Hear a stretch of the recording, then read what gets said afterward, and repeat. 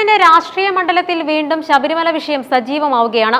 എന്നാൽ ഇത്തവണ ആചാര സംരക്ഷണത്തിനപ്പുറം ശബരിമലയിലെ സ്വർണ്ണ കവർച്ചയുമായി ബന്ധപ്പെട്ട അന്വേഷണത്തിലെ അട്ടിമറി ആരോപണങ്ങളാണ് ചർച്ചയുടെ കേന്ദ്രബിന്ദു. ശബരിമലയിലെ തിരുവാഭരണങ്ങളും സ്വർണ്ണ സാമഗ്രികളും മോഷ്ടിക്കപ്പെട്ടതുമായി ബന്ധപ്പെട്ട കേസ് എങ്ങും എത്താതെ അവസാനിക്കുന്നുവെന്ന പ്രതിപക്ഷ നേതാവ് വി.ഡി. സതീശന്റെ ആരോപണം സർക്കാരിനെ പ്രതിരോധത്തിലാക്കിയിരിക്കുകയാണ്. മുഖ്യമന്ത്രിയുടെ ഓഫീസും CPM-ഉം ചേർന്ന് അന്വേഷണം അട്ടിമറിക്കുന്നുവെന്ന ഗുരുതരമായ ആരോപണമാണ് അദ്ദേഹം ഉന്നയിച്ചിരിക്കുന്നത്. അന്വേഷണം പാതി വഴിയിൽ നിലയ്ക്കുന്നു. ശബരിമല സ്വർണ്ണ കവർച്ച കേസ് അന്വേഷിക്കാൻ പ്രത്യേക അന്വേഷണ സംഘത്തെ നിയമിച്ചുവെങ്കിലും നിലവിൽ അന്വേഷണം സ്തംഭനാവസ്ഥയിലാണെന്നാണ് സതീശൻ ചൂണ്ടിക്കാട്ടുന്നത്.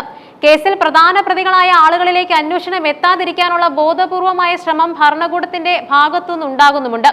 പ്രധാനമായും 3 CPM നേതാക്കൾ ഈ കേസുമായി ബന്ധപ്പെട്ട് സംശയനിഴലിലുണ്ട്. അവരെ എങ്ങനെയെങ്കിലും പുറത്തെത്തിക്കാനും കേസിലെ തെളിവുകൾ നശിപ്പിക്കാനുമാണ് സർക്കാർ ശ്രമിക്കുന്നത്. നിയമം അനുശാസിക്കുന്ന 90 ദിവസത്തിനകം കുറ്റപത്രം സമർപ്പിക്കാൻ പോലീസ് തയ്യാറാവാത്തത് പ്രതികളെ സഹായിക്കാനാണെന്ന് പ്രതിപക്ഷ നേതാവ് ആരോപിക്കുന്നുണ്ട്. കുറ്റപത്രം വൈകുന്നതോടെ പ്രതികൾക്ക് സ്വാഭാവിക നീതിയുടെ ഭാഗമായി ജാമ്യം ലഭിക്കാനുള്ള സാഹചര്യം ഒരുങ്ങുകയാണ്. ഇത് കേസിനെ ദുർബലപ്പെടുത്തുകയും യഥാർത്ഥ കുറ്റവാളികളെ രക്ഷപ്പെടുത്തുകയും ചെയ്യുമെന്ന് അദ്ദേഹം കുറ്റപ്പെടുത്തുന്നുണ്ട്.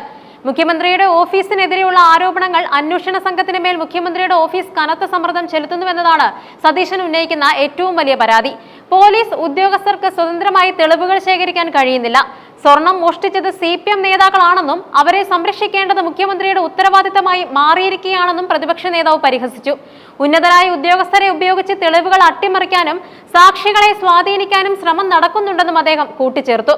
ഈ കേസിൽ പ്രതിപക്ഷത്തെ പ്രതിരോധത്തിലാക്കാൻ സർക്കാരും CPM-ഉം സോണിയാഗാന്ധിയെയും പ്രിയങ്ക ഗാന്ധിയെയും അനാവശ്യമായി വിവാദത്തിലേക്ക് വലിച്ചിഴക്കുകയാണെന്നും സതീശൻ ആരോപിക്കുകയുണ്ടായി. ശബരിമലയിലെ സ്വർണ്ണ കവർച്ചയുമായി സോണിയാഗാന്ധിക്കോ പ്രിയങ്കയ്ക്കോ എന്ത് ബന്ധമാണുള്ളതെന്ന് അദ്ദേഹം ചോദിക്കുന്നുണ്ട്. പ്രിയങ്ക ഗാന്ധിയുടെ വീടിന് മുന്നിലേക്ക് BJP മാർച്ച് നടത്തിയത് CPM-BJP ഒത്തുകളിയുടെ ഭാഗമാണ്. സംസ്ഥാനത്തെ ഭരണപരാജയങ്ങളിൽ നിന്നും അഴിമതി ആരോപണങ്ങളിൽ നിന്നും ശ്രദ്ധ തിരിക്കാൻ കേന്ദ്ര നേതൃത്വങ്ങളെ ആക്ഷേപിക്കുക എന്നത് CPM-ന്റെ സ്ഥിരം ശൈലിയാണ്. BJP നേതൃത്വത്തെ പ്രീണിപ്പിക്കാൻ CPM നടത്തുന്ന ഈ നാടകം ജനങ്ങൾ തിരിച്ചറിയുമെന്നും ശബരിമലയിലെ സ്വർണം മോഷ്ടിച്ചതിന് കോൺഗ്രസ് നേതാക്കളെ പഴിചാരുന്നത് ബാലിശമാണെന്നും അദ്ദേഹം തുറന്നടിക്കുകയുണ്ടായി. നിയമസഭയ്ക്കുള്ളിൽ പ്രതിപക്ഷ നേതാവിനെ വ്യക്തിപരമായി ആക്രമിക്കാനാണ് സർക്കാർ ശ്രമിക്കുന്നത്. ഇന്ന് സഭയിൽ 5 മന്ത്രിമാർക്ക് സംസാരിക്കാൻ അവസരം നൽകിയപ്പോൾ അതിൽ 4 പേരും തന്നെ വ്യക്തിപരമായി അധിക്ഷേപിക്കാനാണ് സമയം ചെലവാക്കിയത്. സ്പീക്കർ ഭരണപക്ഷത്തിന് അനുകൂലമായി നിലപാട് സ്വീകരിക്കുന്നുവെന്നും നിഷ്പക്ഷമായി സഭ നിയന്ത്രിക്കാൻ അദ്ദേഹം പരാജയപ്പെട്ടുവെന്നും സതീശൻ കുറ്റപ്പെടുത്തുകയുണ്ടായി.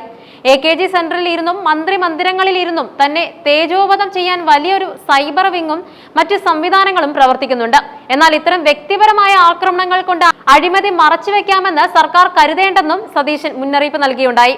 മന്ത്രി VN വാസവൻ രാജിവെക്കണമെന്ന ആവശ്യമാണ് പ്രതിപക്ഷം മുന്നോട്ട് വെക്കുന്നത്. സ്വർണ്ണ കവർച്ചയുമായി ബന്ധപ്പെട്ട അഴിമതിയിലും അട്ടിമറിയിലും മന്ത്രിക്കും പങ്കുണ്ടെന്നാണ് UDF ആരോപിക്കുന്നത്. കേസിൽ മുഖ്യമന്ത്രിയുടെ ഓഫീസിന്റെ ഇടപെടൽ അവസാനിക്കുന്നതുവരെയും യഥാർത്ഥ പ്രതികൾ പിടിക്കപ്പെടുന്നതുവരെയും UDF ശക്തമായ പ്രക്ഷോഭവുമായി മുന്നോട്ടു പോകും. വെറുമൊരു ചർച്ചയല്ല തങ്ങൾ ആഗ്രഹിക്കുന്നതെന്നും മറിച്ച് കുറ്റവാളികളെ ശിക്ഷിക്കുന്ന ക്രിയാത്മകമായ നടപടിയാണ് വേണ്ടതെന്നും അദ്ദേഹം വ്യക്തമാക്കി. ശബരിമല സ്വർണ്ണ കവർച്ച കേസ് കേരളത്തിന്റെ രാഷ്ട്രീയ സാമൂഹിക സാഹചര്യങ്ങളിൽ വലിയ തരംഗമാണ് ഉണ്ടാക്കിയിരിക്കുന്നത്. ഭക്തരുടെ വികാരത്തെ മുറിപ്പെടുത്തുന്ന ഈ കവർച്ചയ്ക്ക് പിന്നിലെ യഥാർത്ഥ സത്യം പുറത്തുവരണമെന്നത് പൊതുസമൂഹത്തിന്റെ ആവശ്യമാണ്. എന്നാൽ പ്രതിപക്ഷ നേതാവ് ഉന്നയിക്കുന്നത് പോലെ രാഷ്ട്രീയ സ്വാധീനം ഉപയോഗിച്ച് അന്വേഷണം അട്ടിമറിക്കപ്പെടുകയാണെങ്കിൽ അത് ജനാധിപത്യത്തിനും നിയമവ്യവസ്ഥയ്ക്കും വലിയ ഭീഷണിയാകും. മുഖ്യമന്ത്രിയും സർക്കാരും ഈ ആരോപണങ്ങളോട് എങ്ങനെ പ്രതികരിക്കുമെന്നും വരും ദിവസങ്ങളിൽ അന്വേഷണത്തിൽ എന്ത് പുരോഗതി ഉണ്ടാകുമെന്നും കേരളം ഉറ്റുനോക്കുകയാണ്.